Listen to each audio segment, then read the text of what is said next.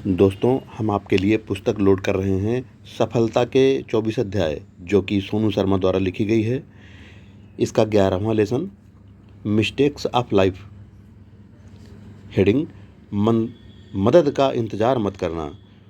वो गलती जिसने हमारे पैरों में ब्रेक लगा रखी है, वो ये है कि हम सोचते हैं कि कोई तो आएगा जो हमारी मदद करेगा और हमें मुसीबत से निकाल लेगा। मदद का इंतज़ार मत करना, क्योंकि कंधे की ज़रूरत मुर्दों को होती है, जिंदा लोगों को नहीं।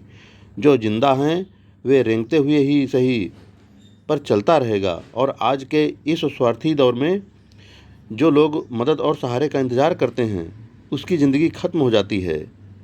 पर यह मदद का इंतज़ार ख़त्म नहीं होता। 1937 में जापान के एक साइकिल मैकेनिक ने पाई पाई जोड़कर खुद की पिस्टन रिंग बनाने वाली कंपनी टोकाई सेइकी शुरू की। थोड़े वक्त में उसने अपने क्लाइंट की लिस्ट में टोयोटा जैसी बड़ी कंपनियों को जोड़ लिया और कुछ ही सालों में वो दो बड़ी फैक्ट्री का मालिक बन गया। पर द्वितीय विश्व युद्ध में जापान पर जब अमेरिका ने हमला किया तो उसकी एक फैक्ट्री पूरी तरह से तबाह हो गई।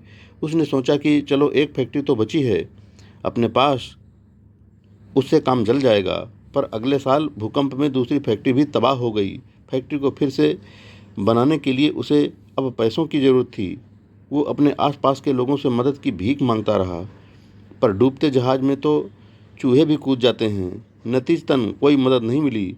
दुनिया भर की ठोकरें खाने के बाद उसे यकीन हो गया कि जो कुछ करना है उसे खुद करना पड़ेगा और अपने पैर का कांटा खुद ही निकालना पड़ेगा।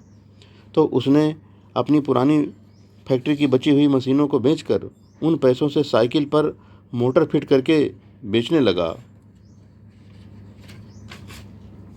थोड़ा बहुत मुनाफा हुआ। धीरे धीरे उसने इस छोटे से काम को मोटरसाइकिल बनाने की फैक्ट्री में बदल दिया। और इतिहास गवाह है कि जब कोई इंसान मदद और सहारे की उम्मीद छोड़कर खुद कुछ करने की ठान लेता है तो दुनिया की कोई ताकत उसे रोक नहीं पाती। और ठीक ऐसा ही हुआ।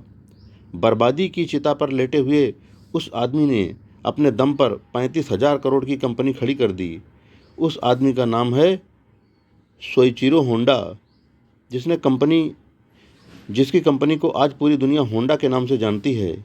इसलिए इस इंतज़ार में कभी मत बैठो कि कोई आएगा और तुम्हें नदी पार कराएगा, बल्कि तैरना सीखो, अपनी नाव खुद बनाओ और गहरे पानी में बिना डरे उतर जाओ और पूरी दुनिया जीत लो।